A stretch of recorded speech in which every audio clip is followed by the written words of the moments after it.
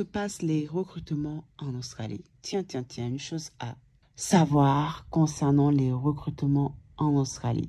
Comment les processus de recrutement se passent-ils en Australie? Voici le guide. Voilà, je vais vous parler de cela. Je vais vous expliquer un peu les choses que vous devriez absolument savoir sur les processus de recrutement en Australie, que ce soit via l'Internet, que ce soit via le bouche à l'oreille ou encore via le face-to-face, donc le face-à-face. Ok, il faut savoir que les recrutements en Australie est très particulier. Ok, c'est vraiment très particulier, contrairement au recrutement dans d'autres pays, par exemple. Ok, c'est vraiment très particulier. Sachant que les processus de recrutement anglophones et les processus de recrutement francophones ne sont absolument pas pareil, ok? Ça se différencie énormément. Il y a beaucoup de spécificités à prendre en considération. Donc, beaucoup pensent que l'Australie est l'Eldorado d'opportunités d'emploi. Oui, je prends ce temps quand même à vous confirmer que oui, beaucoup pensent que l'Australie est l'Eldorado d'opportunités d'emploi. Certes, l'Australie fait partie des pays où les gens pensent que les opportunités d'emploi est vraiment énormissime, est vraiment incroyable. Sauf qu'en réalité, à l'arrivée, on s'y perd vraiment. On s'y perd vraiment, on est perdu. On fait face un peu à la réalité. On fait face vraiment au fait d'accomplir des choses on ne pensait pas que ça pourrait arriver, hein, malheureusement. Cependant, oui, ça arrive énormément. C'est pour cela qu'il faut être vraiment conscient. Il faut savoir comment se passe le recrutement en Australie. Il faut savoir comment ça fonctionne. Il faut avoir aussi une bonne base d'anglais. Ça, c'est vraiment très important. Beaucoup de personnes ne font pas vraiment attention à cela, hein. Ils pensent que voilà, le processus de recrutement, par exemple, anglophone et le processus de recrutement francophone est pareil. Sauf que non, c'est pas du tout pareil. C'est complètement différent. Ça se diffère énormément sur plusieurs aspects. Une chose qu'à prendre vraiment en considération. Alors, bien évidemment, il faut quand même que je prenne le temps de vous expliquer, hein, que je précise que je parle des personnes qui veulent venir en Australie sur le long terme, ok? Parce qu'il faut savoir que l'expérience de quelqu'un qui vient en Australie pour 2 mois, voire 3 mois, pour travailler pour 2 mois, voire 3 mois en visa working holiday et quelqu'un qui vient, par exemple, ici en Australie avec un projet défini pour y vivre et y rester par la suite, par exemple, est complètement différent. Une chose vraiment à prendre énormément en considération. Les expériences ne seront pas du tout la même chose. Le type d'emploi que, par exemple, une personne qui vient en Australie pour 2 mois ou pour 3 mois va avoir et l'expérience que quelqu'un qui vient en Australie pour y vivre sur le long terme, pour pouvoir rester par la suite, n'est pas du tout les mêmes expériences et n'est pas du tout les mêmes types d'emplois également. Ok, ça se diffère énormément. L'emploi que quelqu'un qui vient en Australie pour 2 mois et 3 mois va trouver et l'emploi que quelqu'un qui vient en Australie sur le long terme ne sera pas du tout la même chose. Je ne sais pas si vous comprenez ou pas. Bon, je vais essayer quand même de vous expliquer comme je peux, vraiment avec les mots simples, en espérant que vous puissiez vraiment comprendre ce dont je vais vous expliquer et parler. Donc, voilà, commençons tout de suite la vidéo. Donc, il faut savoir que, dans un premier temps, les recrutements se passent en général face à face. Ok, en Australie, ça se passe vraiment en général face à face. Soit, parfois, ça peut se passer par le bouche à l'oreille, hein. Le bouche à l'oreille, vous savez ce que c'est le bouche à l'oreille, je ne vais pas vous expliquer. Ou soit par Internet, oui. La plupart, la majorité aussi, passe par l'Internet, ok. Il faut savoir que si c'est via le face-à-face. Donc, si vous postulez pour un emploi face-à-face, vous allez directement voir l'entreprise face-à-face.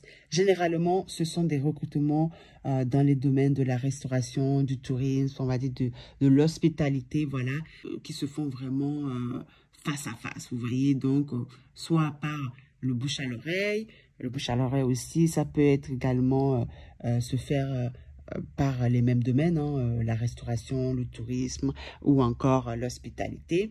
Donc, vous allez directement, vous allez déposer votre candidature dans les restaurants ou dans les lieux, ça peut être aussi dans les offices.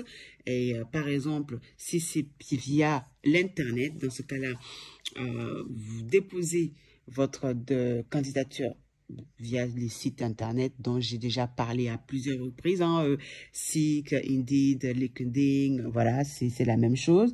Et si c'est par le bouche à l'oreille, soit vous envoyez vos CV et lettres de motivation via quelqu'un, c'est-à-dire que quelqu'un vous a référencé, donc et vous a recommandé peut-être d'aller postuler à cet emploi ou vous a demandé d'aller voir cette entreprise pour pouvoir avoir un emploi via cette entreprise-là.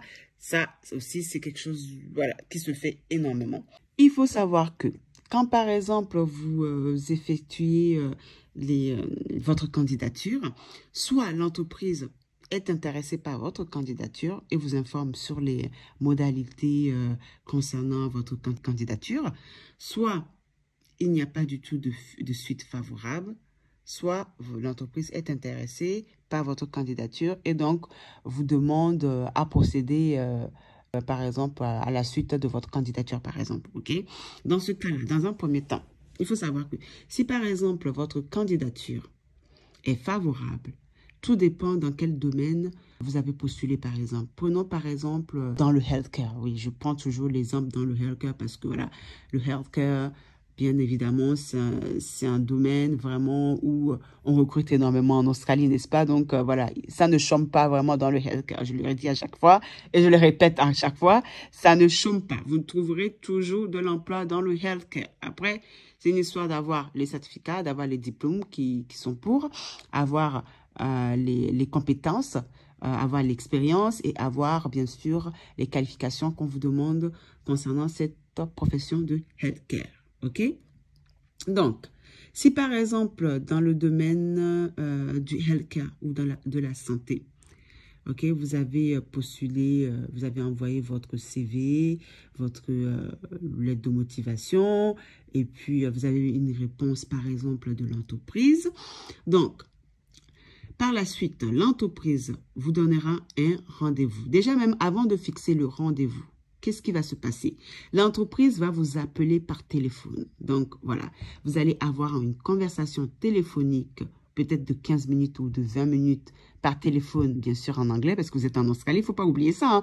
Tout ça se fait en anglais. Hein. Ça ne sera pas en français parce que vous êtes dans un pays anglophone. Donc, ça sera que en anglais. Il faut le savoir, ok? Pour les gens qui ne, je sais pas, qui s'imaginent des trucs, je sais pas, enfin bref, je tiens quand même à le préciser, ok? Donc, par téléphone déjà, dans un premier temps, pour un premier abord, l'entreprise va vous poser quand même pas mal de questions. Si vous avez toutes les qualifications, si vous avez toutes les compétences, si vous avez des expériences, ils vont vous demander, par exemple, si vous avez votre permis de conduire, si vous avez le diplôme pour, vous avez combien d'années d'expérience, qu'est-ce que vous avez déjà fait dans votre précédent emploi. Ils vont aussi vous demander, si, par exemple, il y a une possibilité ou pas d'avoir les références. Si vous avez déjà travaillé avec quelques entreprises, est-ce que ça serait possible d'avoir les adresses, les coordonnées de cette entreprise-là? Ils vont vous poser toutes sortes de questions par téléphone, juste déjà pour faire on va dire un pré-candidature, pour voir si vraiment vous correspondez au profil qu'ils recherchent, ok? Dans un premier temps par téléphone. Ensuite, ils vont vous fixer un rendez-vous physique, donc face-to-face, donc face à face, ok? Donc, vous allez devoir aller à l'entretien, ok? Et le jour de l'entretien, qu'est-ce qu'ils vont vous demander? Il faut que je vous explique comment ça se passe, comment ça se passe, on va dire, pendant le jour de l'entretien, par exemple. Parce que c'est des choses à absolument savoir, surtout si vous faites des entretiens avec les entreprises australiennes en face à face, ok? Après, si c'est via Internet, en général, si c'est via Internet, l'entreprise, même si vous êtes à l'étranger, l'entreprise veut que vous soyez sur sur le territoire. Ça, c'est une obligation, en fait, parce que l'entreprise... Après, il y a certaines entreprises, quand même, on vous demande de faire l'entretien en ligne, c'est-à-dire que par visio, mais c'est vraiment très, très, très, très rare. Je tiens quand même à vous préciser que c'est vraiment très, très, très, très rare qu'une entreprise fasse un entretien en ligne par visio et ensuite, après, vous travaillez dans son entreprise. C'est vraiment très rare. Je tiens quand même à vous le préciser, c'est vraiment très rare. Hein. Ces entreprises-là, il faut quand même être sur place, ok? Donc, lors de l'entretien, la compagnie, bien sûr, quand vous arrivez, bonjour, voilà, la compagnie prend le temps de vous expliquer comment ça se passe sur l'entreprise. Il vous informe vraiment sur l'entreprise, les choses à savoir, les emplois proposés, la rémunération, voilà, il vous parle vraiment sur l'entreprise, où est-ce qu'ils sont situés, quels sont leurs slogans, quels sont leurs devoirs, quelles sont les choses qu'ils font, quels sont les emplois qu'ils proposent, je l'ai déjà dit. Enfin bref, il vous parle, il vous explique, il vous informe énormément sur l'entreprise en soi, ok? Ça prend au moins environ, on va dire, peut-être 30 minutes, voire 1 heure, où la personne vous parle vraiment de l'entreprise, ok? Ensuite, il y a une présentation collective en général, devant tout le monde, bien sûr, en anglais, où vous parlez de vous. Dans un premier temps. Donc, vous allez devoir parler de vos disponibilités. Vous devrez absolument parler également de l'emploi recherché, bien sûr, en anglais. Vous devez également parler de vos hobbies, parler également du pourquoi vous avez postulé chez cette entreprise-là. Qu'est-ce que vous a fait, pourquoi vous avez voulu postuler chez cette entreprise-là? Qu'est-ce qui vous a donné envie, par exemple, de postuler chez cette entreprise-là? OK? Ensuite, par la suite, vous avez une évaluation, par exemple, on va dire que c'est une étude des cas ou en pratique, étude de pratique, voilà, en mini-groupe. On vous évalue, en fait, concernant l'intérêt du métier, l'intérêt que vous avez pour ce métier-là, ok? On vous met, par exemple, dans une situation d'inconfortabilité, hein, dans une situation de problème, de drama, et vous devrez absolument s'en sortir en groupe. Vous démêler, comment dire, vous montrer vraiment votre motivation, montrer que vous pourriez en fait faire face, par exemple, en cas de problème, en cas de drama, en cas de... bref, en cas de situation d'inconfortabilité, vous pourrez vraiment être autonome pour pouvoir trouver les bonnes solutions adéquates à la situation. Très, très, très important. Ça aussi, on vous évalue sur ça. C'est un petit groupe hein, de 4 ou 5 et vous interagir en fonction de la situation, en fonction d'études de cas qu'on vous a... on va dire, informé. OK?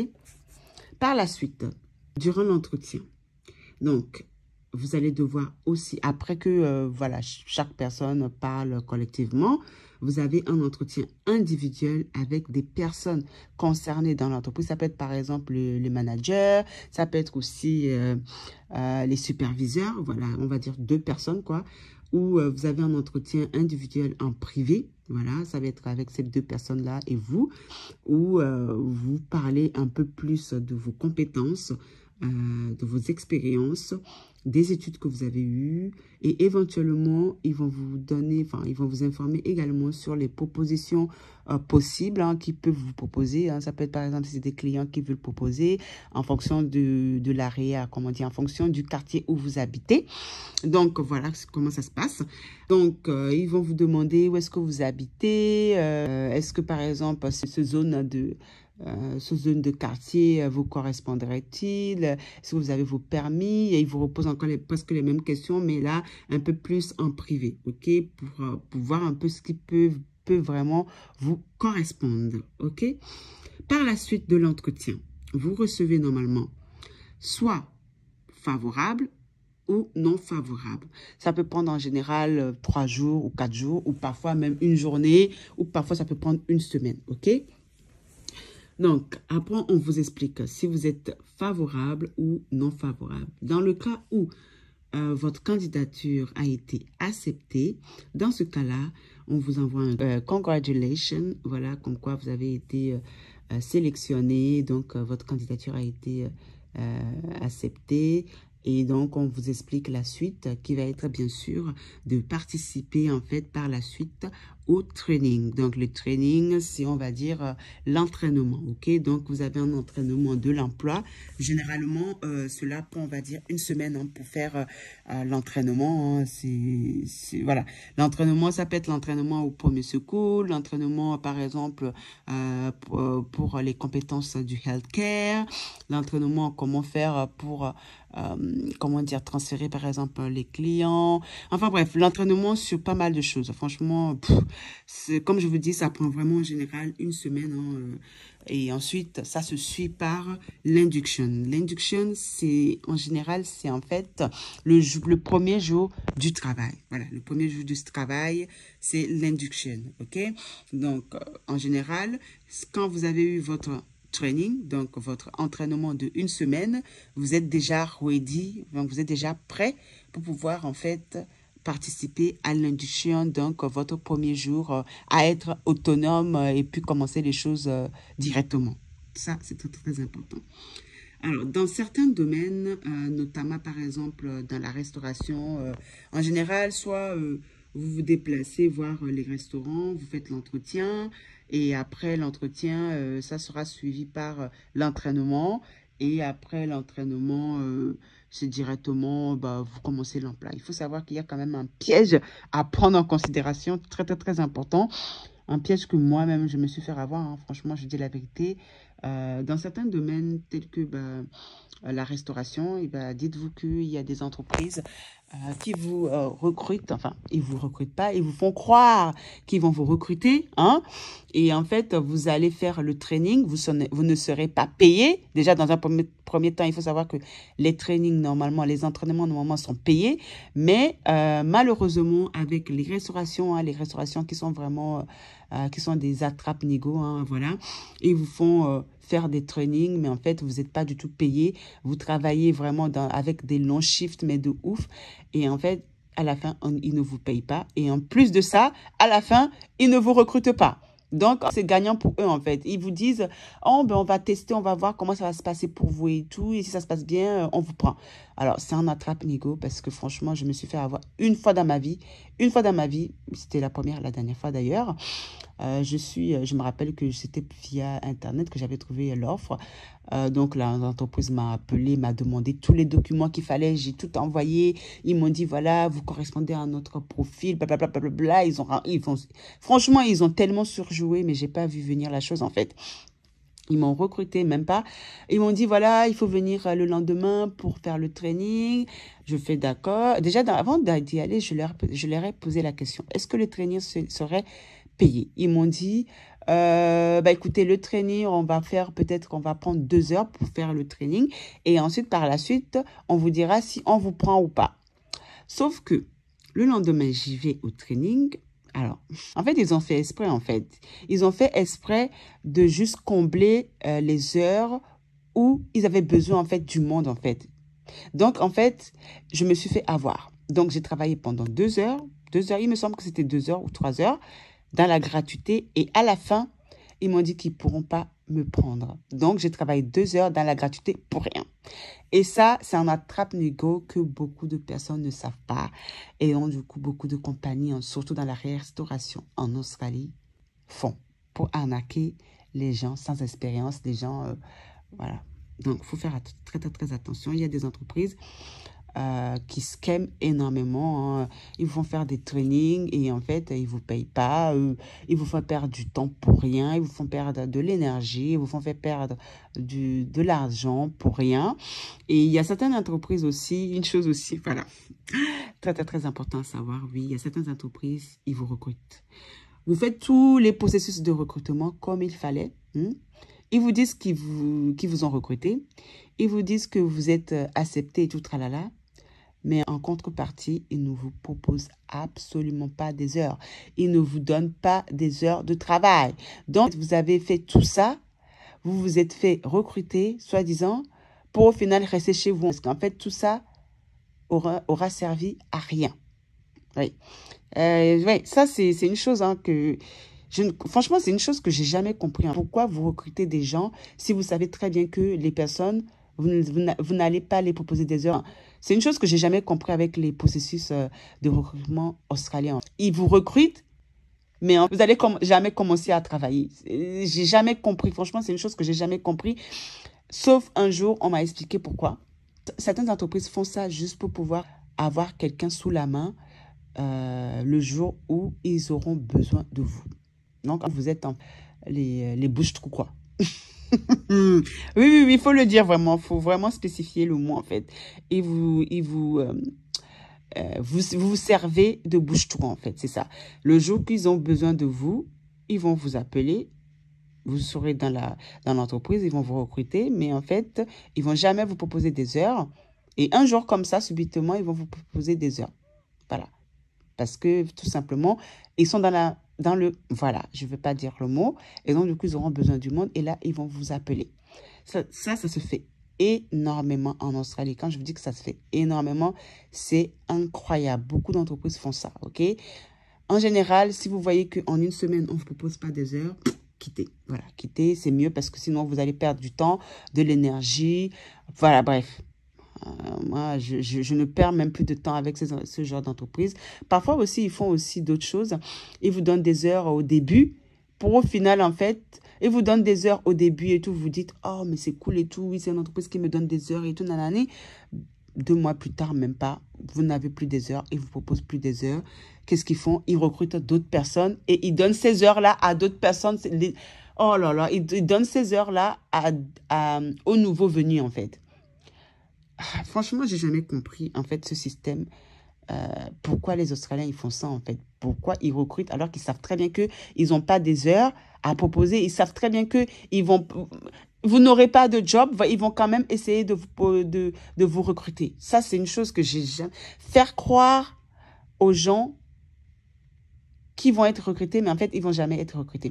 Il y a certaines entreprises aussi, parfois, quand vous postulez, vous posez votre candidature, ils vont jamais vous appeler. 4 mois, 5 mois plus tard, ils vont vous rappeler. Bon, c'est une chose que j'ai jamais compris. Mais ça, c'est les processus de recrutement anglophones. Malheureusement, il faut un peu savoir comment ça se passe. Il faut savoir un peu démêler les choses. Enfin bref, c'est assez compliqué. C'est quand même très spécifique. C'est quand même très particulier. Hein. Franchement, les processus de recrutement australiens, bon, il faut tenir la cadence. Hein, parce que franchement, faut s'y tenir. Hein, sinon... oh là là, c'est vraiment c'est un calvaire, c'est vraiment un mal de tête, mais vraiment une migraine, quoi. Parfois, c'est du perdre du temps, vraiment, quoi. Donc, voilà. J'espère en tout cas vous avoir vraiment informé concernant les processus de recrutement en Australie, comment ça se passe, pour que vraiment vous puissiez savoir comment ça se passe. Si par exemple, vous vous amenez à venir en Australie pour travailler... sachez comment ça se passe parce que préparez-vous vraiment mentalement, émotionnellement, physiquement parce que oui, c'est quand même un long parcours du combattant, hein, franchement, les processus de recrutement en Australie. Voilà. De ce fait, je vous dis à la prochaine vidéo. Ciao, ciao.